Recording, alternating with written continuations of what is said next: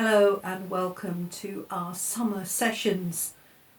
We are doing something slightly different for the summer, as I expect you are enjoying your summer break.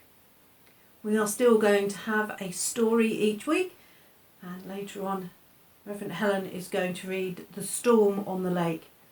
But once we've heard that story, we're going to think about it and take some time to maybe ask ourselves some questions on that story and think about what it means to us. One of the things that we are going to use is a prayer journal. This is mine, I've made it, and it's just simply some A4 sheets of paper which I have folded in half, and I have put a bit of cord around them. You can just leave them as they are.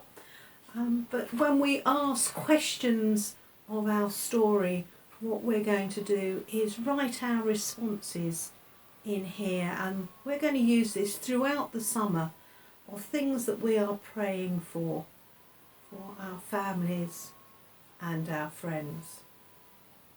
Later on also, Reverend Helen is going to show us how to make some prayer beads which will help us as we pray the prayers that are on our heart. So welcome to our summer sessions. Whatever you do this summer, I hope you will find space to join us each week. So our story this week is called The Storm on the Lake. It was a perfect day. The sky was blue, the lake too, and a gentle breeze whipped the wave tips white and foamy. Jesus sat at the side of the lake and talked to the people about God. God is your Father, he said. He dresses the flowers in beautiful colours. He makes sure the birds have enough to eat. But you are his sons and his daughters. Don't you think he can clothe and feed you too? So trust him and stop worrying your lives away. When Jesus had finished teaching, he was tired. So he called his closest friends, and together they piled into a boat and set off across the lake for home. Jesus yawned. He stretched, he laid his head down, and, to the rhythm of the waves and the rocking of the boat, he fell asleep. It was the perfect end to a perfect day. And then suddenly the day was not so perfect. The sky turned black, the lake too. And a wild wind stirred the waves up tall and stormy. The boat rocked right, the boat rocked left, the boat rocked up and down. The boat rocked so hard, in fact, that Jesus' friends were sure that they were all going to drown. But Jesus, he slept right through it, except for the odd snuffle and snore. Jesus, his friends called at last. Jesus, wake up, we're all going to drown. So Jesus woke up. He then sat up. Then he rubbed his eyes and he stood up. It was all anyone else could do to stay on their feet, but Jesus stood up. And then, very calmly, he said to the wind, "Quiet now." And he said to the waves, "Settle down." And they did. Then Jesus turned to his friends and said, "You didn't need to be frightened. You didn't have to worry. All you had to do was trust me. See, everything is calm." And so it was. The sky was blue, the lake too, and the little waves splashed happily at the side of the boat. It was a perfect day again.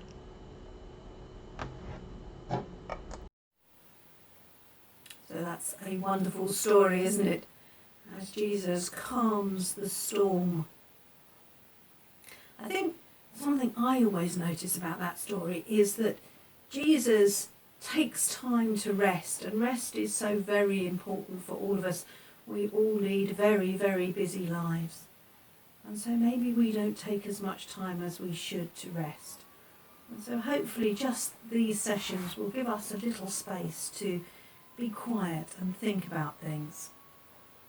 Of course, we all need good places to rest, and I wonder where you go, where your quiet place is. I like to sit in my garden if I can, and maybe with a cup of tea, and just take a few moments to think and rest quietly. I also have a little space down at the end of my garden. There is a river, and there is a large granite pillar laying on its side, and I often go and sit on that and watch the river and listen to the sounds down there. I find a place of quiet and peace. So maybe you'd like to think about your place, and when life gets a bit tough, go and just spend a few moments there. Jesus calms that storm, and sometimes we have storms in our lives, things that worry us, things that concern us, things that seem to get bigger and bigger and bigger. And if there is something in your life, maybe you'd like to think about that, and you'd maybe like to place it into your prayer journal.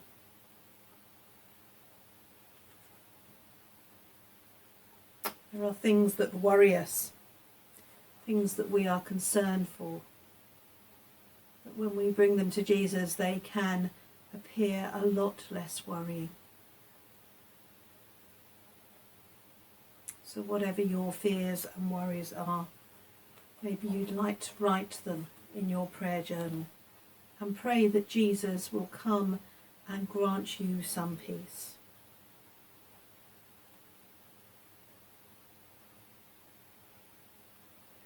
So this week I have written in my journal, having listened to Reverend Helen and that story, I've asked Jesus to help me find time to rest, and I've prayed that actually I'm quite worried about the virus and its effect on people, and I've prayed that Jesus will bring some peace and calm to that. So maybe you can think about what you're worried about. And as Reverend Helen comes to lead our time of prayer, you might like to offer them to God in prayer.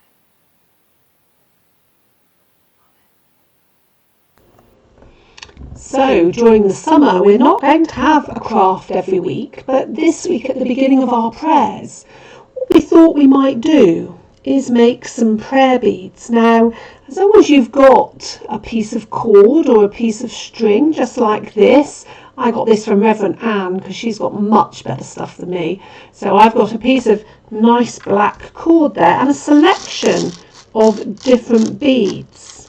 Now I'm going to use some of these, so that every week when we have our prayer time together, or maybe during the week when you're on your own and you want to maybe remember some of the things that we've been talking about, or you want to find a way of praying for people, then these beads can help us remember.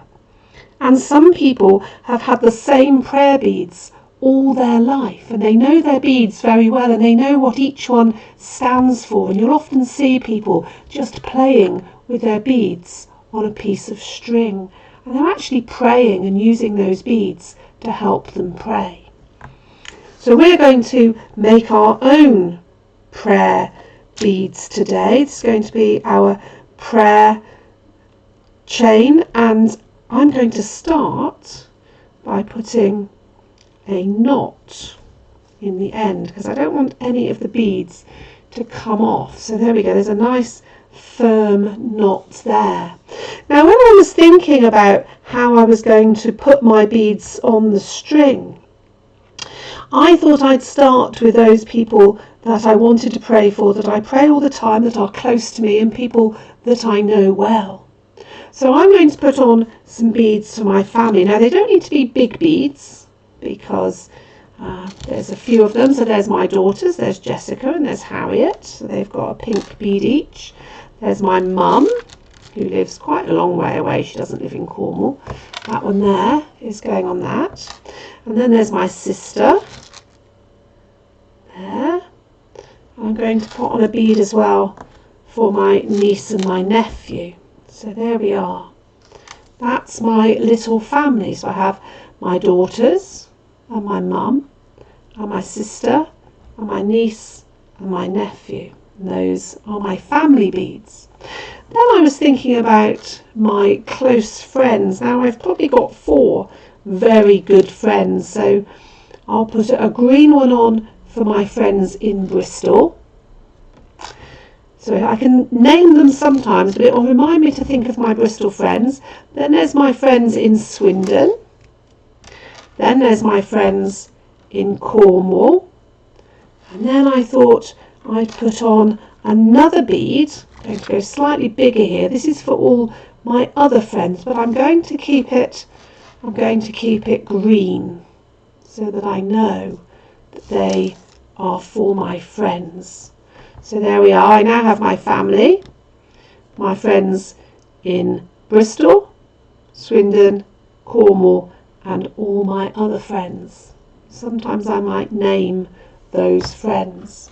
Then I thought, because I'm the vicar of 4 churches, that I would put on beads for 4 churches. So I'm going to go for these lovely beads here, if I can pop them on. There we go. That for me will be one of my churches. That will be St Column. Then we'll have St Evil. That's another one of my churches. Some of you might know these churches or have been there this summer. Then I'll have St Irvin there. And then I'll have St Morgan just there. So there's my 4 churches. So I have my family, my friends, the 4 churches. Now, I need quite a big bead next time, because the next one I'm going to put on is for the world. So if there's things that are happening around the world, then this bead here will remind me to think about them. I haven't always got to pray just for the world. I can pray for things that are happening in the world that I think need extra prayer. Then there will be some local things. So I might let's put on 4 of those. So I remember, I was thinking especially about our school, so that could be my school bead. I was thinking about things like food bank and the Oasis. Maybe it might be nice to pray for our lifeguards, especially during the summer when it's busy as they look after our beaches. And then there's another one there, maybe for our local shop workers or delivery people, or for the people that work in hospitals. So you can see how my prayer beads there are building up. And then finally I thought I wanted to pray especially for those people that need extra prayer. So maybe people that aren't very well at this time. So I'm going to put some beads on for those people. Now, what colour haven't I used yet? How about I use some blue ones? So I'm going to put 4 blue beads on. This is to remind me to pray for people who especially need my prayers, people who I might go and visit, or people that I've been told aren't very well at the moment. And I'll put on a final bead so I remember to pray for all those people that I might not have named, so that I don't forget anyone else. Oh, that last bead doesn't want to go on, isn't that typical? Let me change that one for another one. How about I try one of these nice flat little beads just there. There we are. So then what I need to do is I need to leave, because I don't want them too squished together, because I want to be able to move my prayers between my fingers. So I'm going to leave some space on my cord, and I'm going to tie the knot a little bit up the end like that. So there's my knot. I probably just need to get some scissors and snip that end, because it wasn't very tidy by the time I'd put it through. So we can now use our prayer beads each week to pray for our families. I'm going to pray for my daughters, for my mum, for my sister, and for my niece and my nephew. I'm then going to pray for my friends in Bristol, my friends in Swindon, my friends in Cornwall, and all my other friends all around the country. And today I'm going to pray especially for Nick. Then I'm going to pray for my 4 churches. This is where I work. I'm going to pray for St Column Church, St Irvine Church, St Evil Church, and St Morgan Church. And then there's my big bead. I'm going to pray for the world, for all those who are helping look after people who are suffering from the coronavirus at this time. I'm going to pray that with my big world bead. And then I'm going to pray for your schools. Although you're not at school, we pray that all your teachers are having a good rest and a holiday. I'm going to pray for our food banks all around us that help people, and all the people who volunteer. I'm going to pray for our lifeguards who are doing a great job keeping people safe on the beaches.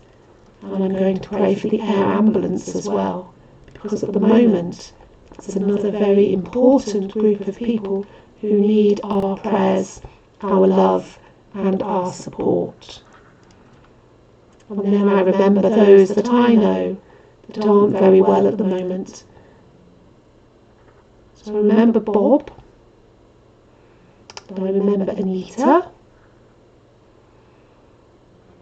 and I remember my friend Alison, and then the big bead at the end is to remember all those other people who might need my prayers. I might not know who they are, but God does. So we need to use this last bead properly so that we don't forget all those people that God knows need our prayers.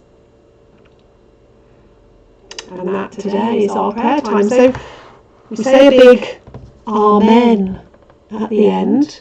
And if we bring our prayer beads with us each week, we'll get familiar with how they feel, and you can start to recognise what each of those beads mean. You can keep them with you for maybe when you want to sit still and quiet and maybe say some prayers about things that are worrying you or people that you love. So there you are, your very own prayer beads.